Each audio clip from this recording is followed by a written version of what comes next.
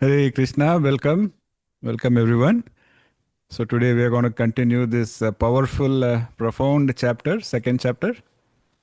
And before we begin, I'll say the prayers to Guru and God. Om Ajnanatirmirandasya Jnananjana Shalake Chakshuru Militamena Tasmai Shri Guruve Namaha. Om Namo Bhagavate Vasudevaya. Hare Krishna. गुरुर्ब्रह्मा गुरुर्विष्णु गुरुर्देवो महेश्वरः गुरुर्साक्षात् परब्रह्मा तस्मै श्री गुरुवे नमः। तस्मै श्री गुरुवे नमः। तस्मै श्री गुरुवे नमः। Okay, Hare Krishna. Today we are going to do slokas 2.10 to 2.13. So I'll play the slokas. You can just listen. तमुवाच हृषीकेशः प्रहसन्निव भारत सेनयोरुभयोर्मध्ये विषीदन्तमिदं वचः श्रीभगवानुवाच अशोच्यानन्वशोचस्त्वं प्रज्ञावादांश्च भाषसे गतासु न गतासूंश्च नानुशोचन्ति पण्डिताः न त्वेवाहं जातु नासं न त्वं नेमे जनाधिपाः न चैव न भविष्यामः सर्वे वयमतः परम् देहिनोऽस्मिन् यथा देहे कौमारं यौवनं जरा तथा देहान्तरप्राप्तिर्धीरस्तत्र न मुह्यति. Okay, Hare Krishna. So, let us see now what Krishna is taking us through in this set of verses. So, as you all realize, the battlefield of Kurukshetra, it is not just a ground for war, as we saw. It's more like a school now, a profound classroom where Krishna is going to teach all about life and mind management and so many profound pieces of wisdom he's going to convey to Arjuna. Now we touched upon this in the previous section, the profound psychological state that Arjuna was in. Anybody remembers what that state was, that psychological state we discussed? Yes, Simranji? Complete surrender. Yeah, that is what he got into, but what caused that? What happened just before that? He was in confusion, so then his confusion was cleared and he's totally surrendered. 0.7. Yes. Sulataji, you had something to add? Yeah, it's analysis paralysis. He was in. Yes. Yes, correct. So the state we were talking about was analysis paralysis. And so what that basically means is too much overthinking. When we have too much overthinking, it actually kind of has a paralyzing effect on our mind. So we are not able to take action. See, you don't need a war for this. A lot of us face this even in our day-to-day lives. For example, somebody wants to buy a new mobile phone. So initially they think they know what they want to get. But then they are like, let me check some reviews. Then let me check this. Let me check some, let me compare. Let me look at specifications. Let me look at what is on sale. I will ask my friend. I'll ask this. So before you realize, you have spent so much time in analysis that you have not yet bought the phone. That is analysis paralysis. So see, what is more important is, before you started this process, you thought it was straightforward. You thought you just have to go get a phone. But when you started doing a lot of thinking, did it make it easier or did it make it more difficult to take action? It will be surprising, but when we do overthinking, it actually makes it more difficult for us to take action. And that is what was happening with Arjuna, and that is the condition which is called as analysis paralysis. And so what is the remedy? What is the best remedy? Let us say, it can be buying a phone, or it can be, let us say, you want to go on a vacation and you're trying to pick a spot, you're trying to figure out how to plan your vacation, and the same analysis paralysis. You feel like there are so many choices, so many options, and what am I supposed to do? So what is the best way out of it? Anybody has any hints on what is the best option when you're faced with such analysis paralysis? Okay, we have Mansi, you have something to add? That you don't overthink. You Okay. just go with your gut feelings. Gut feel. Okay, so Mansi Yeah. says gut feel. Anything else?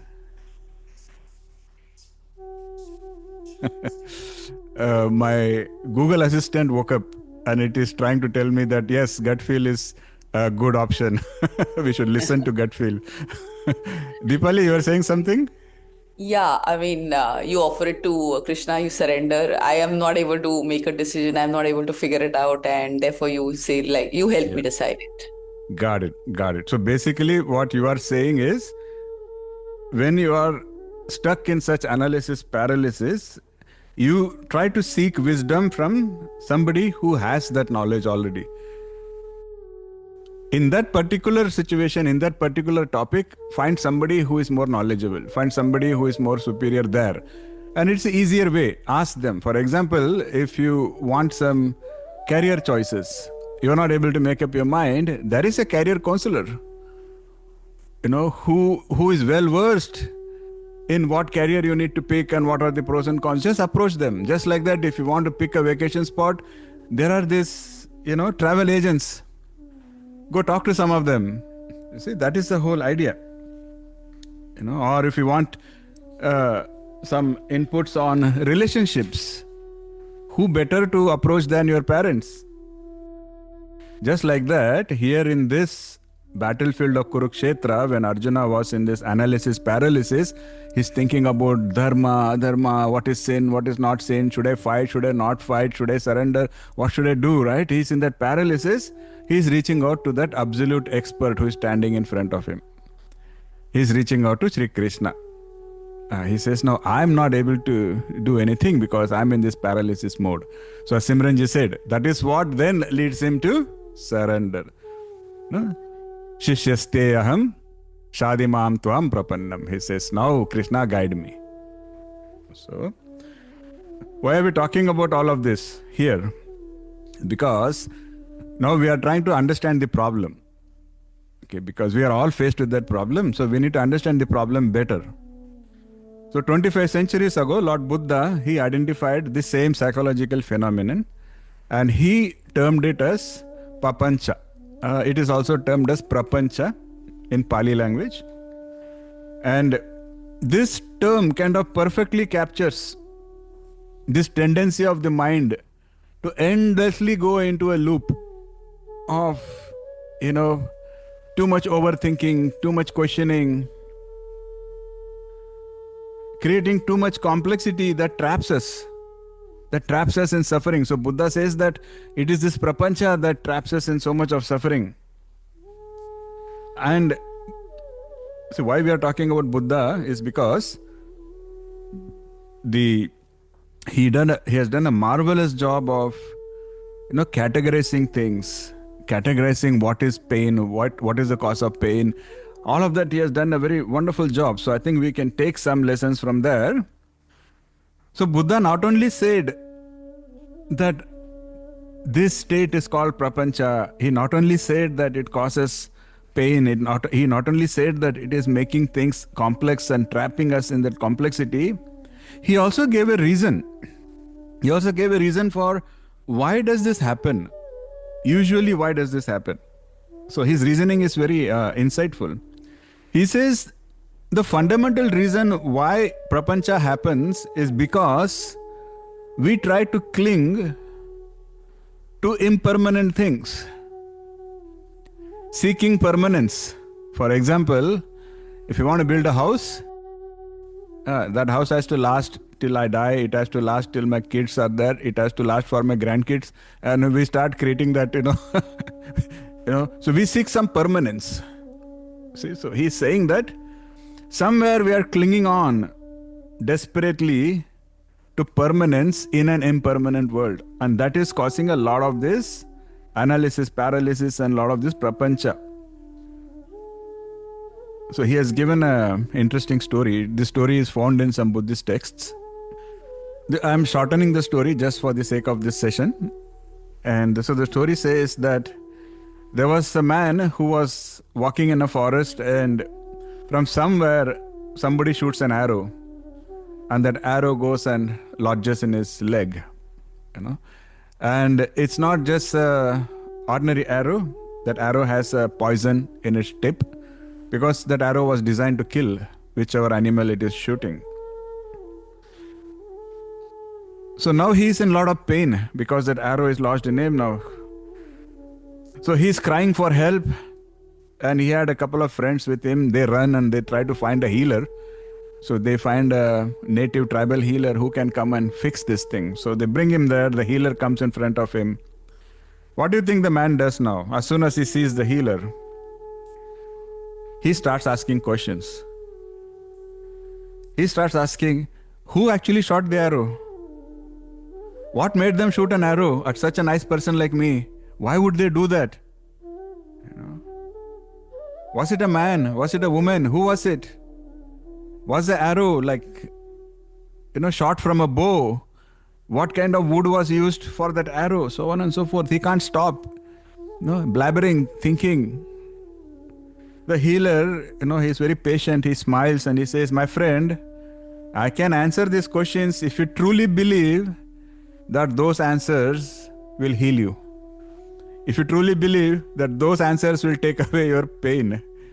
He says, if you really believe, I will try to find the answers, but by the time I give you the answers, you will probably be dead, because that poison would have traveled to your heart and you will be dead. So tell me, what would you actually prefer?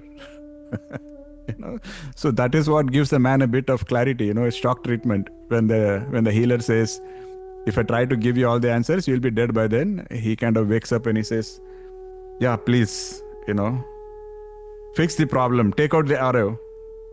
So Buddha says that was the moment when the person recognized how wasteful that prapancha was. So this was prapancha.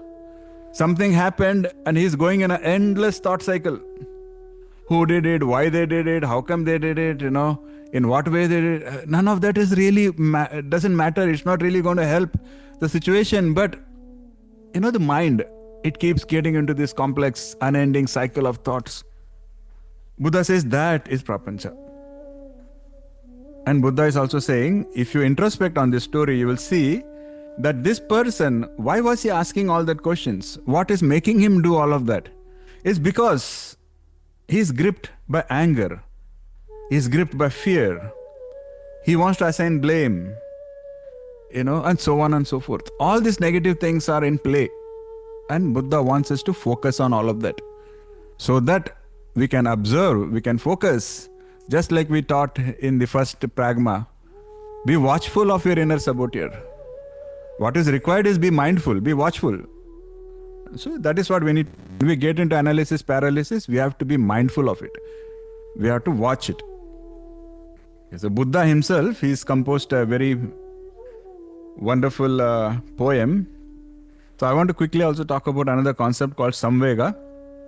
So samvega is related to this prapancha. Samvega means it is the kind of shock and the kind of dismay that we have when we realize the temporary nature of life. In other words, when we become aware of prapancha, when we become aware of prapancha and its effects, that is called samvega. So Buddha himself has composed a personal poem about samvega, and I've tried to find the best translation of that poem.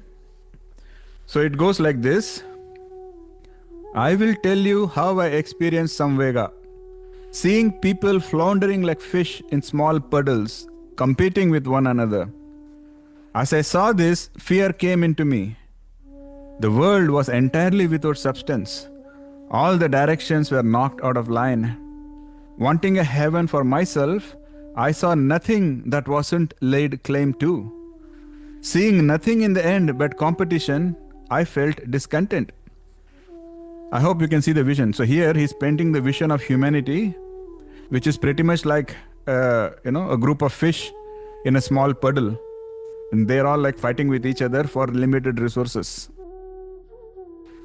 So Buddha says, this realization pierced my heart with existential urgency. And then he continues, he said, and then I saw an arrow here. That arrow was hard to see, but that arrow was embedded in my heart. Overcome by this arrow, we run in all directions. But simply on pulling it out, we stop running. We stop sinking. So this poem is very philosophical. So Buddha is talking about an observation where he says, I feel like the world is like a small puddle where there are fish that are hungry and fighting with each other, and they are all fighting for infinite resources. So that gives this illusion of, there is limited resources, there is lack, and there is trouble, and there is the sense of urgency on I have to find a solution, I have to get out of it. And Buddha says, but the cause of the pain is the arrow inside each one of us. And he says that arrow, just like the story we just saw where the man had an arrow in his body, he says that arrow within us is prapancha. It is that mental tendency that is causing conflict in the first place. It is that prapancha which causes conflict within us and also around us. Just like that, just imagine there were 3 or 4 people in front of the man who had an arrow in him. Maybe they are all here to help him, but his prapancha, he's now beginning to doubt each of them. You might have shot the arrow, or you might have known the person who shot the arrow. And what is that causing? Now it is going to create a lot of conflict. It is going to create a lot of pain. But you see, what is the cause? What is acting here is that prapancha. And that is what Buddha is talking about.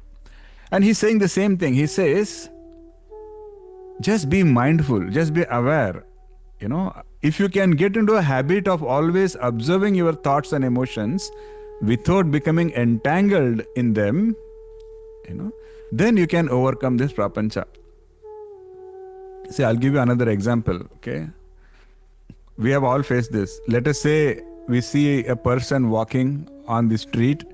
We are sitting somewhere, we are just watching people, and we see a person, he's stepping on a banana peel and slipping and falling. Tram, it's been in a lot of cartoons also, right? This is a very famous scene. See, I can already see a lot of people smiling, So when we see that kind of a person stepping on a banana peel and slipping and falling, don't we all find it funny? We feel like laughing. Yeah, everybody is smiling. But assume that it is you who slipped on the banana peel and fell. Will you still be smiling? No. Now suddenly it is like, who dared put that banana peel there, what kind of a person will do that? And then you are angry and, so many things start happening. What is the difference? It was the same banana peel. It was the same act of somebody slipping and falling. But what changed? In one instance, you were able to smile, but in the other instance, you could not smile. The difference is, when somebody else was falling, you are just an observer. But when you fell, you are not an observer. Now you are entangled. Now you are caught up in that attachment with your ego. You see, and Buddha says, what is the way out of it? Is be mindful, be aware. Ask yourself, why is it that I could laugh when somebody else falls, but I could not laugh when I fall? If you can get into that kind of introspection and mindfulness, he says, you can get rid of this prapancha. See, what is causing you pain is that prapancha. It is that attachment to your own ego, to your own self-image, that is causing that pain, right? So now comes Krishna's. Now let us now turn our attention back to Jagat Guru Krishna. Because I have spent some time explaining the problem. I spent some time setting the context on where Arjuna was, what his problem was, and what was causing pain. Now let us turn to Krishna and see how he beautifully handles the situation. So, the first sloka there, it says, Tam uvacha rishikesha prahasanna iva bharata. Very, very beautiful shloka. So Sanjaya says, "O Dhritarashtra, thereafter, in the middle of both the armies, Sri Krishna, as if smiling, spoke the following words to the grief-stricken Arjuna." Imagine for a moment, what are we talking about? What is the situation? We are talking about two ferocious armies about to pounce on each other, kill each other, cause unthinkable destruction and bloodshed, and there is so much testosterone in the air, and so much bloodlust. If you were there, if I was there, won't we all panic? Won't we all have that fear? Won't we all feel nervous? But look at Krishna. He's standing there smiling. What kind of a person can stand in the middle of two such armies on the eve of the largest battle the world has seen and still smile? That is what represents the name Rishikesha.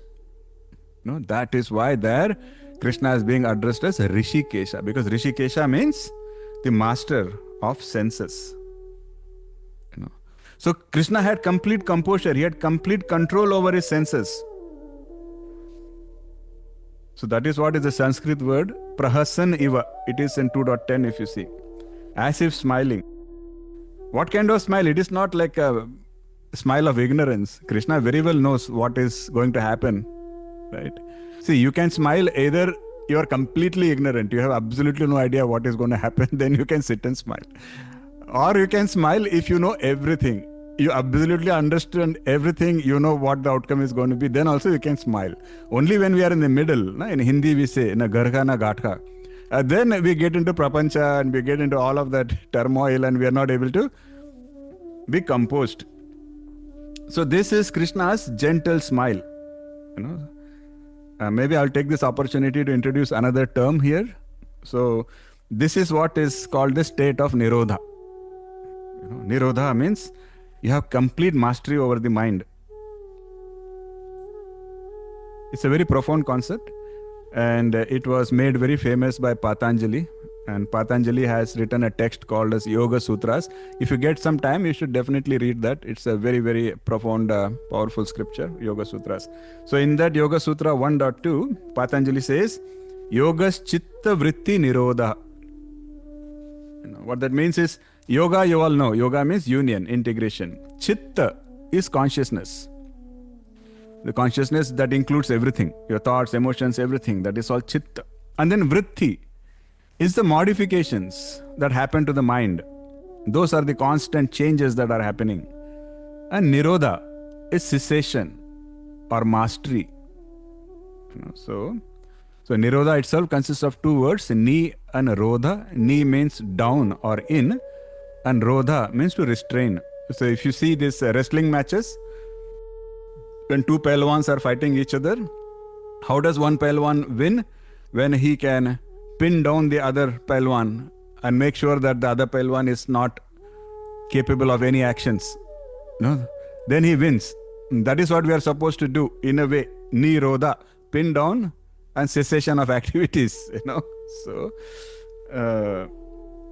a very powerful way to understand that, if I have to give you an example of what nirodha is, say chitta. Chitta is your mind, right? So imagine that your chitta is a lake, and your thoughts and emotions, which is known as vrittis, they are ripples. Ripples that come on the surface of the lake. What causes those ripples? External influences, like wind or somebody threw a rock. They are all causing those ripples on the lake. So when the ripples are happening, at that time the water gets murky and you cannot see the bottom of the lake. And in this analogy, what is the bottom of the lake? That is your own true self. But you cannot see the true self because that water, which is your mind, is going through vrittis. It is going through all these modifications, all this turbulence, all these waves. So when we say nirodha, we are talking about that lake now which has become completely still. No waves, no ripples, no murkiness. In such a condition, the water becomes crystal clear. And then you can see the bottom very clearly. Then you can see your true self, your true nature. You understand how the analogy works. So what you have to do is stop those disturbances. What you have to do is stop those external factors from impacting the mind. And that is the state of Nirodha, which Krishna already had achieved. And that is why he could stand in the middle of a ferocious battle and still smile. So from verse 2.11 to 2.38, Krishna is going to systematically resolve Arjuna's confusion, because Arjuna's mind is like that lake full of waves and disturbance and murkiness, and Krishna is going to systematically clear that. More importantly, from 2.39 onwards, Krishna is going to unveil his own philosophy. That is a very beautiful part of the Bhagavad Gita. I just hope we are all together and we can appreciate that part of the Bhagavad Gita. So now let us see how Krishna is beginning his clarification process. Okay, how is he trying to help Arjuna calm his mind? How is he helping Arjuna get over his confusion? So that starts from 2.11 now. In 2.11, Krishna says, it's a very important shloka. So he says, Sri Bhagavan Uvacha, Ashochayan Anvashochah Tvam Pragya Vadan Cha Bhashase Gat Asun Agat Asun Cha Na Anushochanti Panditaha. That is the part I want to emphasize. So Krishna is saying, while you speak words of wisdom like a Pandita, he's looking at Arjuna and saying, Are Arjuna, you are talking like a Pandita. He's smiling, he's laughing. But you are not behaving like a Pandita. What's going on here? Because he says, the wise, they don't grieve either for the living nor for the dead. So it's a very humorous take Krishna is having here. And he's saying, Pandita is a word that is used to refer to people who are intellectually very advanced. It is not just people who are intellectually advanced, it is also people who understand that there is a word that we will see in Bhagavad Gita which is called Samadarshana. Samadarshana means the equal vision of equanimity, where you are able to see everything equally. Pleasure, pain, up, down, nothing really matters. Everything for you is equal. Then you are called as a Pandita. So Krishna is here saying, Arjuna, you are making all these arguments, you are quoting scriptures and all of that, you are talking as if you are a Pandita, but you are missing the whole point. Instead of just theory, you need to actually know how to put it to act. How to put that theory to act in your life. Isn't that important for all of us? So I'll give another very funny example. This is something that, me and my friends, we used to always joke about it since we were kids. Because most of us are from India, so you will relate to this. In India, for us, cricket is a very big thing, And as kids, when I was a kid, only one or two houses in the whole chawl will have a TV. And when it's an important cricket match, all the kids, we are all in some auntie's house or some uncle's house watching TV. And there are a lot of people there. And what used to amuse us the most is there are many experts there. Like when Tendulkar is batting, somebody will say, what is he doing? He's making a mistake. The ball seems hit, but why is he trying to hit over the wicket? He should be doing a square drive. And there are experts. They know so much about cricket. So we kids used to joke. Uncle ko bhejte hain field mein. Let us send the uncle to the field and let us see what he does when Shane Warne is bowling. So why I'm giving this example is, maybe that person knew a lot about cricket and it was easy for that person to talk like a Pandita, like talk like an expert in cricket.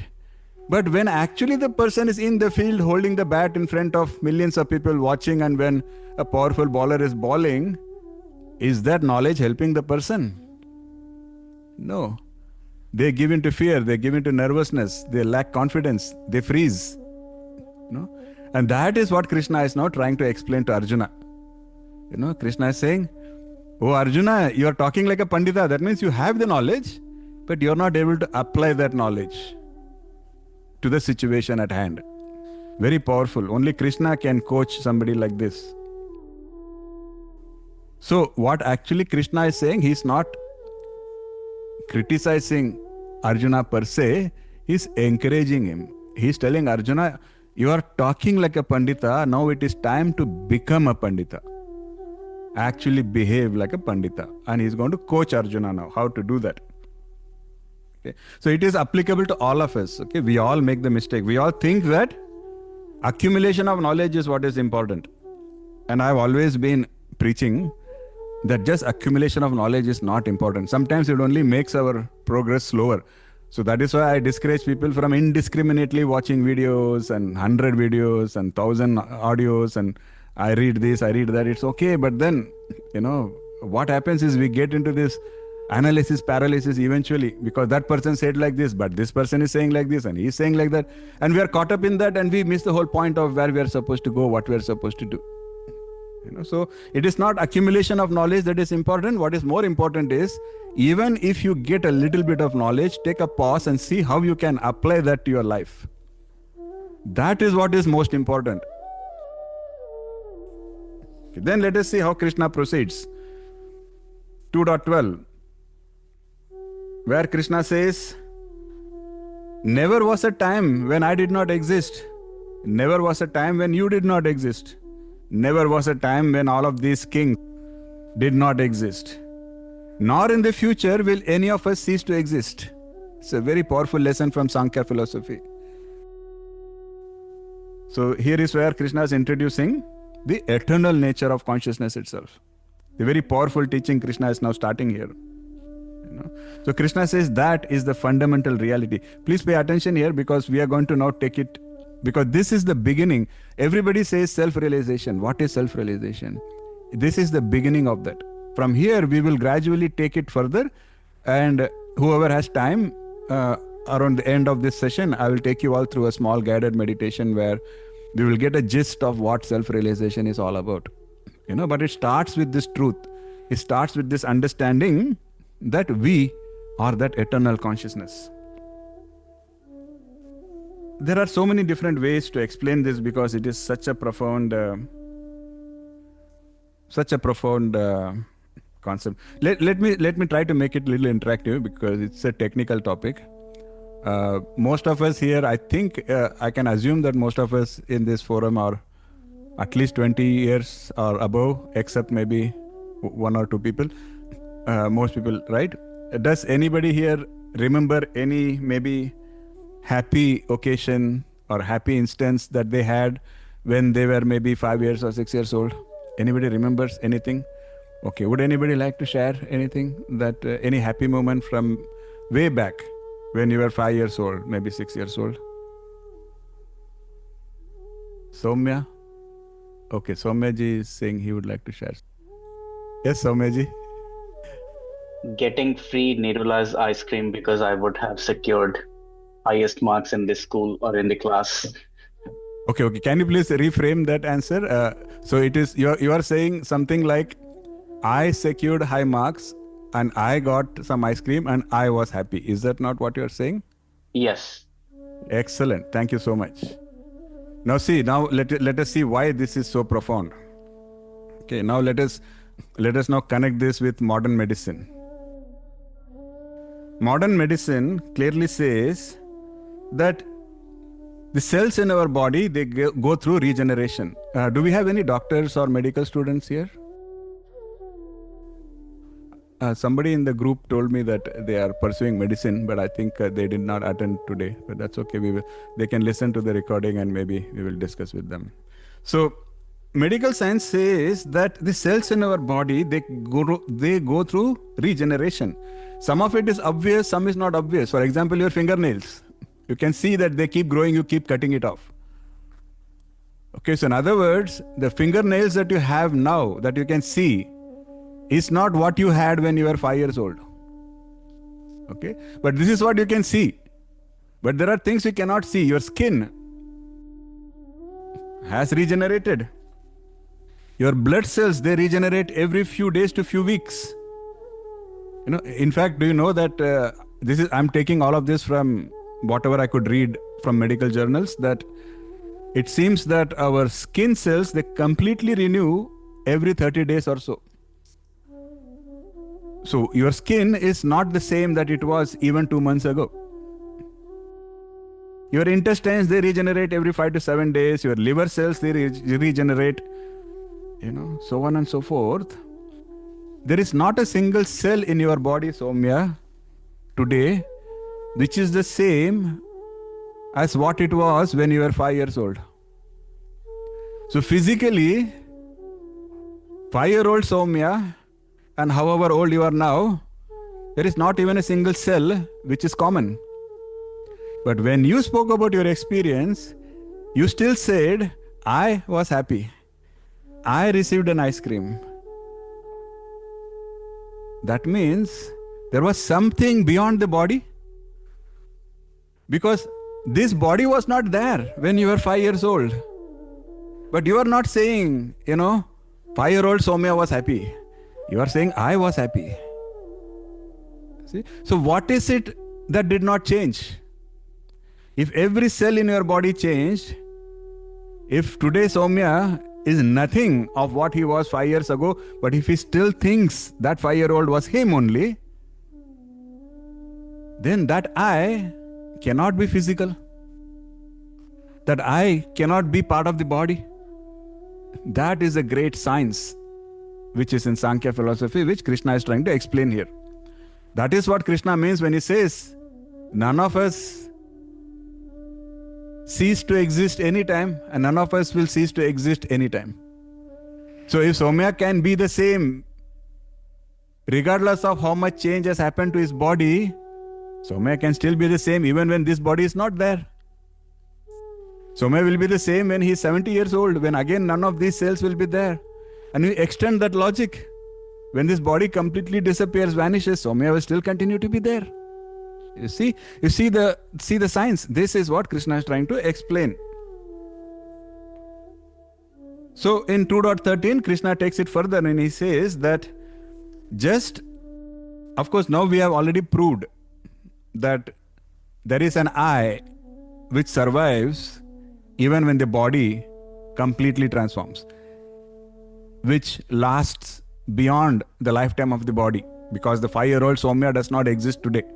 That 5-year-old body has already perished. Okay, but the I is still there. Correct?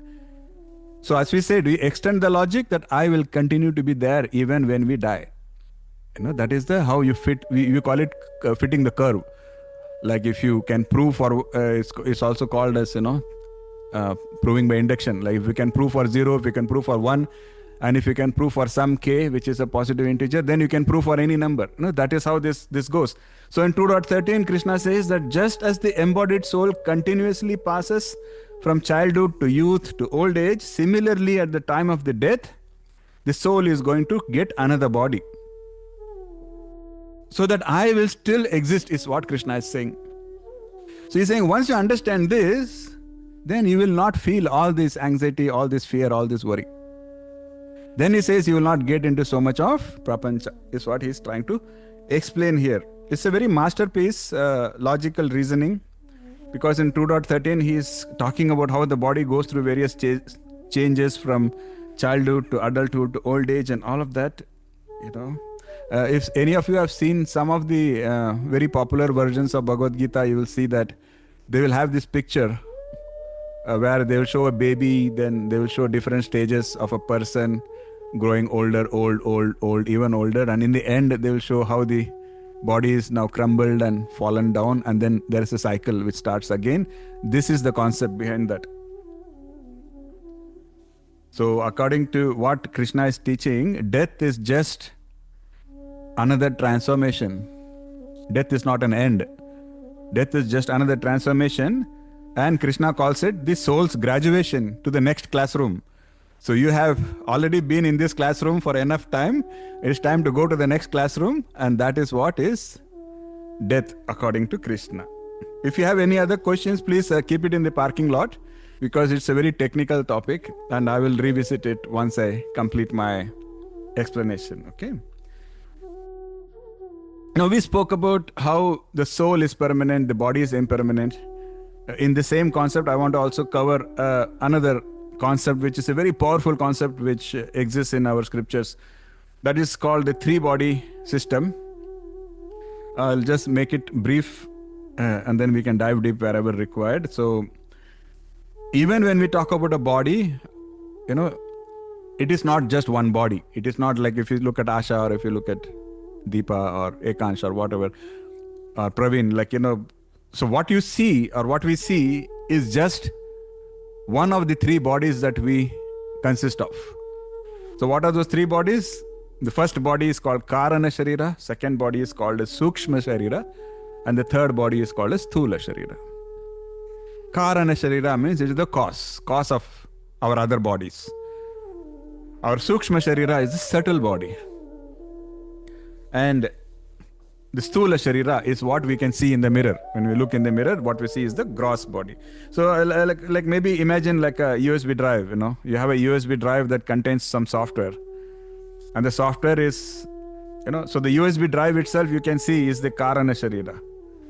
And it contains a lot of software. That software is somewhat like karmic patterns and your desires and your sanskaras and all of that. And your subtle body, it contains our intellect, our ego, the life force, all of that together. And the gross body is the actual manifestation. You are actually playing a game, and what you see on the screen, you see like animated characters, and you see like angels and devils and demons. You see it, and that is your gross body. But it all started where? With the USB drive. But when you are playing a game, you cannot see the USB drive. All you can see is the manifestation, right? You cannot even see the software program that is creating those physical images. And that software program is your subtle body. Because you take that program, you run it on another computer, you will see a manifestation there also. You see what I'm saying? So this is just, this is a bad attempt from me, but this is one of the ways where you can visualize what is a Karana Sharira, what is a subtle body, and what. Why we are talking about that is because Krishna said that the soul will pass from body to body. Now, the way the science has been explained in the scriptures is that whenever the soul passes, it carries with it your mind. It carries with it your sanskaras. Now, this much is enough. We can go into details later, because later you will all have some deep questions, I know. When we talk about karma and nishkama karma and karmic accounts and all of that, I know a lot of questions will come, and this is the framework that will explain most of those questions. Okay? So, for now it is enough to know that the vehicle used by the soul and the vehicle where your mind also goes from body to body. Like for example, somebody is by nature very angry and they cannot explain why. Even if everything is going fine around them, they will be angry. And but this is what we call a sanskara. But how did they get the sanskara? Because they are a small child, and you can see, even today you can see there are some very small children, they are maybe 2 years old and they will have this temper tantrums. Extremely angry. Where did that anger come from? Because the way modern psychology thinks about anger is, they say it is based on accumulated emotions, but they have not accumulated anything. They are still like 1 or 2 years old. From where did that ferociousness come from? Where did that amount of anger come in such a... So this is where our scriptures, they explain that it is sanskaras. But then how did that sanskara pass from the previous life to this life? That comes through the subtle body.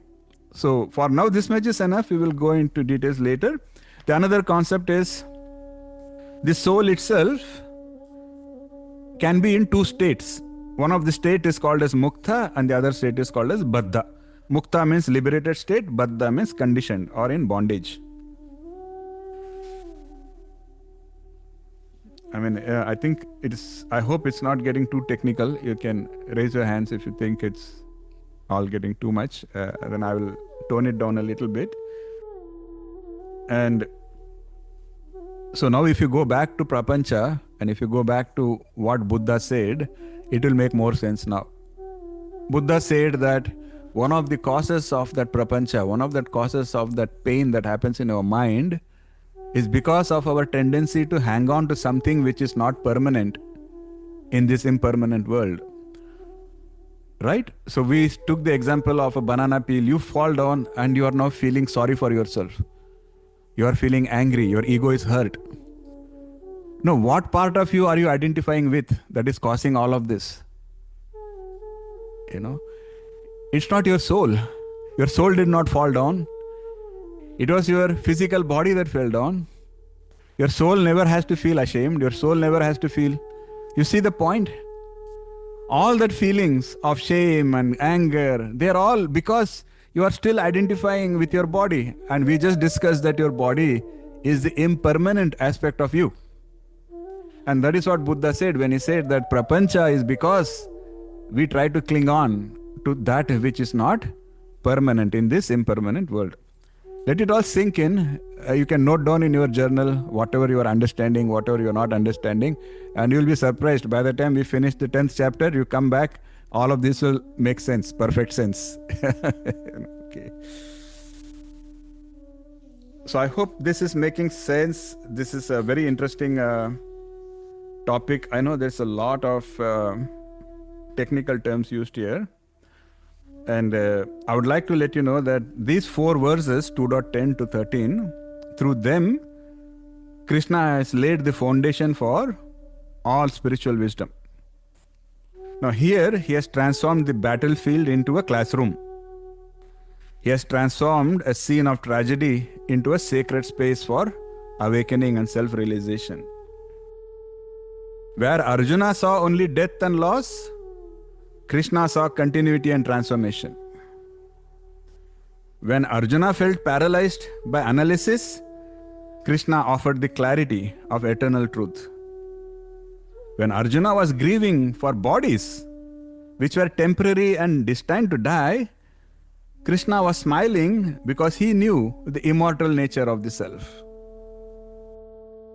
That is the scene, and that is what is covered in these 4 shlokas. So here the teaching has just begun, and already Arjuna's understanding is shifting. Just in the first 4 verses, already Arjuna is now deeply impacted. Now Krishna will prepare. He is now preparing Arjuna to receive deeper mysteries, deeper truths. Now he is going to eventually help us all understand who we truly are. And once we understand that, we can understand what is dharma, how can we fulfill our dharma, and so on and so forth. So here is where we begin the journey from confusion to clarity, from mortality to immortality, and from fear to fearlessness. I hope all this makes sense, and as I promised, we will do a very beautiful meditation. Before that, I want to make sure nobody is having questions. Okay. Mansi, you had a question? Guruji, when you were saying I remains, what do you mean by I? Like the soul?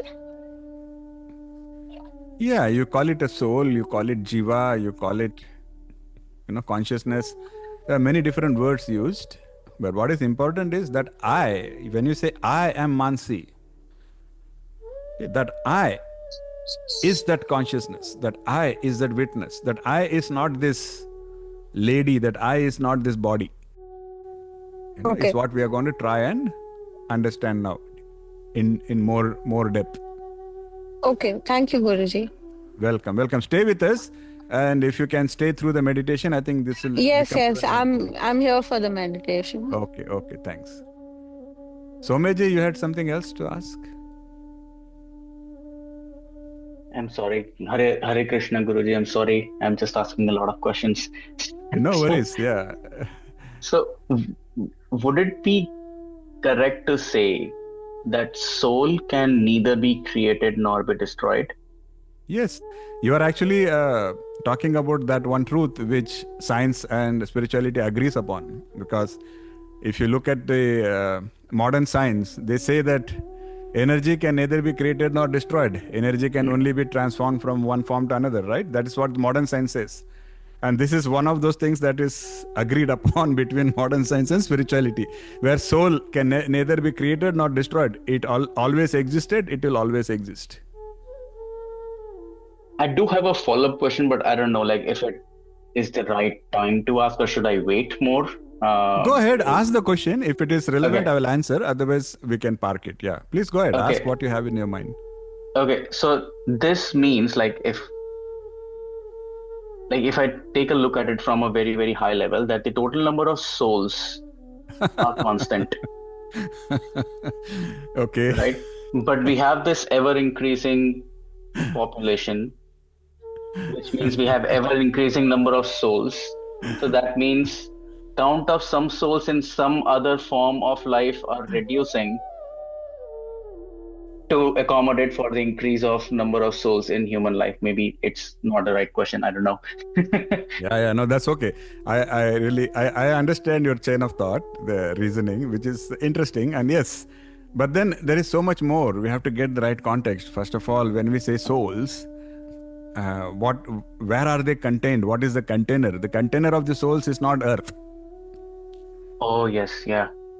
right? Earth is just a tiny speck. Like, somebody, I follow a physics channel, one of my, you know, favorite physics channels, and there it's a very interesting observation. They said that there is this concept of, I'm sorry, I don't mean to go even further away, but just to give you some context.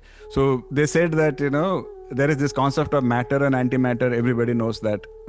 So they say that when the and everybody agrees, all scientists agree that there was a singularity. In other words, there was a single point from which the Big Bang happened. And spirituality, we say that Purnavadam, Purnamidam, where we say that everything came from nothing. So there is agreement on many of these things. But the beauty is, they say that matter and antimatter, they annihilated each other even during the Big Bang. And the exact percentage, nobody can guarantee what the percentage is, but let us say that maybe 95% of everything that was there during the Big Bang, they negated each other, and maybe 5% survived. But even that 5 to 6%, you see how vast it is. And they said that, so in other words, all of existence is just debris. It is debris from a kind of a Big Bang that happened. Now you get the scale of things. Even in this debris, how minuscule are we? We are just one tiny planet in the solar system. The solar system is just one tiny speck in the galaxy. That galaxy is just one tiny speck, because they say there are 2 trillion galaxies or more. You get the scale of it. And so all I'm trying to say is, the equation has too many parameters. Right. And I get the it. scope, and the scope is way too vast. So it is not that all the souls have only been in Earth, you see. So that makes it more relatable. So okay. Thank you, Guruji. No, keep asking questions. That's fine. I mean, the entire Bhagavad Gita is based on question answers. Arjuna asked questions. That's why, the Bhagavad Gita came into existence. So I encourage questions. So now let us go through this very beautiful meditation. The goal of this meditation is to get us all started on the path of self-realization. So far it has been theory. So far we have said, I'm not the body, I'm the soul, and whatever it is. And we said that is the foundational block of all spiritual wisdom that will come later.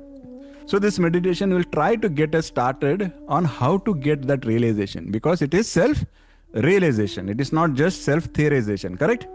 So this meditation is a starting point. I hope it helps all of us. So take a couple of minutes. If you want to use the restroom or whatever, if you want to freshen up, feel free. You can all take 2 minutes, but it will be important for us to be comfortable in a place where we can close our eyes and not feel threatened, not feel insecure or anything. So take 2 minutes. It is 8:36 in my clock. So we will start the meditation at 8:38 in my clock. So whatever clock you are using, just put a 2-minute timer and we will come back and have the meditation. Okay. My 2-minute timer has gone off, but I believe clocks in India are a little different, so we will wait for maybe 30 more seconds. A lot of people, they have gone off camera. Okay, at least the people I can see, you're all ready. Do you think we can start with the meditation? Okay, so as I said, this will be the meditation I'm calling as the journey home. This is an approximately 8-minute meditation. It's called as the Nethi meditation. So I'll start and then I'll also give the introduction during the meditation, okay? This is a meditation based on Ramana Maharishi's method of self-inquiry that he called Nan-Yar, or which means, who am I? So this is a question that has haunted all of us ever since we looked at our own reflection for the very first time. Who am I? So today, let us try to get a hint on what the answer to that question is. Close your eyes, calm your mind, and let us now tune ourselves to the cosmic frequency through a simple rhythmic breathing that we call Soham breathing. Breathe in slowly, and while you breathe in, you should say so, and you should feel the air gradually flowing from your nostril to your heart and finally resting in your belly. You should feel the breath. And likewise, when you breathe out, you will say hum, and you should feel the air flowing back from the tummy to the heart, to the throat, and back through your nostrils. So let's do that now, along with me. Breathe in, so.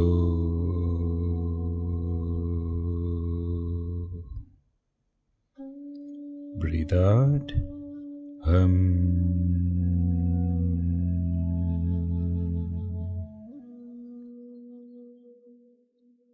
Breathe in, so.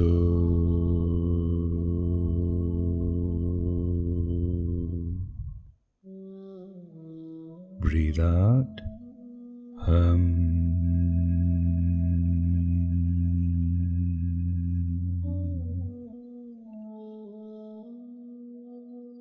Now, here is the first truth for us to realize. If I can watch my breath, then I cannot be the breath. The observer cannot be the same as whatever they are observing. Let this truth sink in. I am not my breath. Now, focus on your thoughts. Right now, you may be thinking, what am I doing? Or why am I doing this? Etc. Just observe the thoughts. Don't judge, don't question them. Just observe how they seem to come from nowhere and how they seem to disappear again. Now you are observing your thoughts. So again tell yourself, if I am observing my thoughts, I cannot be my thoughts. I am not my thoughts. I am the witness of my thoughts. Now focus on your emotions. Remember any sad moment from your life. Remember any joyful moment from your life. Just observe the emotions. Observe how quickly you could feel sadness as well as joy. Don't engage with those emotions. Just observe. Observe how quickly they can appear and disappear. So again tell yourself, I am able to observe my emotions so I cannot be my emotions. I am not my emotions. Now come to the most intimate illusion of all, this body that you so strongly identify with. Bring your awareness to your hands. These have helped you perform innumerable activities. Notice how you say, my hands. The very words reveal the truth. If they are your hands, who is you? Tell yourself, even if I lose my hands, wouldn't I still be me? You will find the answer. Confirm that answer to your own self.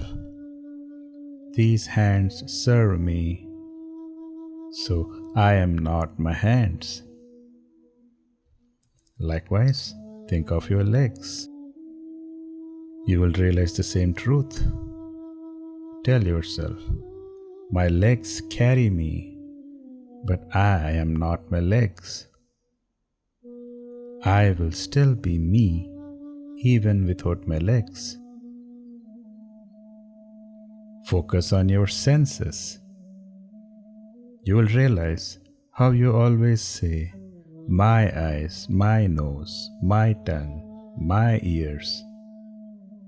So these senses belong to me, so I cannot be my senses.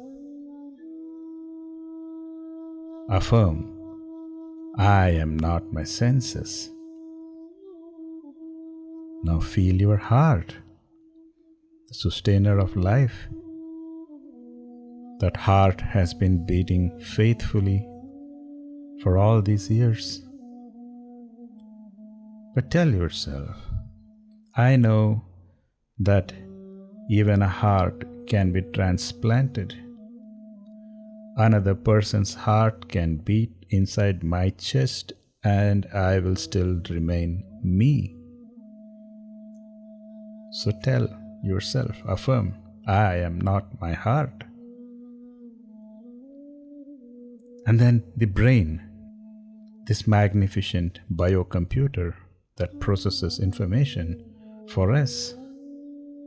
Tell yourself, there are people who have survived even when half of their brain has been removed. But they don't become half I, they still remain I. There are people whose brains have totally stopped functioning, and doctors will still say that the person is brain dead. But the person themselves is still there. So based on this, you know, and you affirm, I am not even my brain. So, I am not my breath, I am not my thoughts, I am not my emotions, I am not my body parts, I am not even my brain. If I am none of these, who am I? Don't try to think about the answer, just try to feel it. Who has been present since you were a child? Who is aware right now? Say this affirmation in your mind. I am the pure consciousness.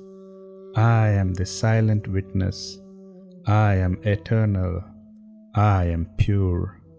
I am free. From this place, slowly allow your awareness to flow back through the body, like sunlight streaming through a window.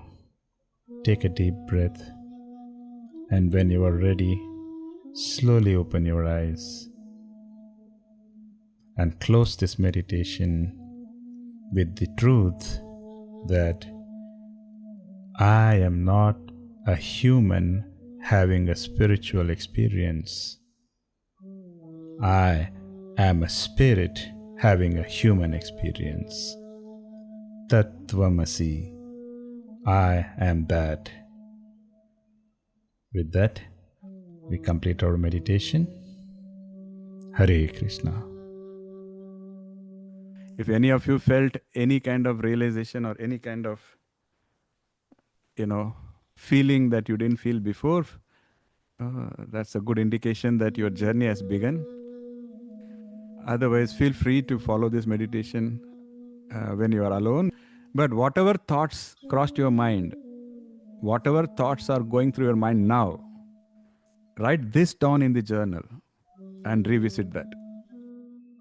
That is the true beginning of your journey into this spiritual knowledge. With that, I think I can stop talking. Hare Krishna. And if now you still have any questions, I'll open the floor for that. I'll open the floor for everybody. Okay, I know I have taken a lot of your time. I am very grateful to all of you for continuing to be with us in this journey. Hare Krishna. Continue. This journey has begun, so stay with us all. And yes, Chitraji. Guruji, how is the state of Vimukha, Virodha, and Sthita Pragya? Like, they sound similar, isn't it? Okay, so what is the question really? Is that the same state, or is Sthita Pragya a higher state than Virodha? Sthita Pragya is a person. So, Sthita Pragya is a person who has achieved the state of Nirodha. And Nirodha is also what is termed as Samatvam by Sri Krishna in the Bhagavad Gita. So if you have already achieved the state of Nirodha, or if you have already achieved the state of Samatvam consistently, then you become a Sthita Pragya.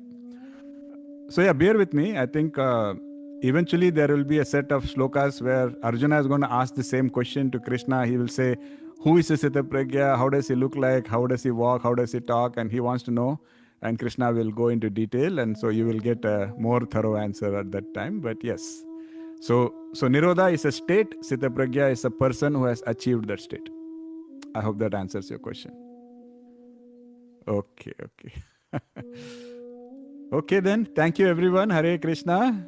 And let's continue this journey. See you all in the next session.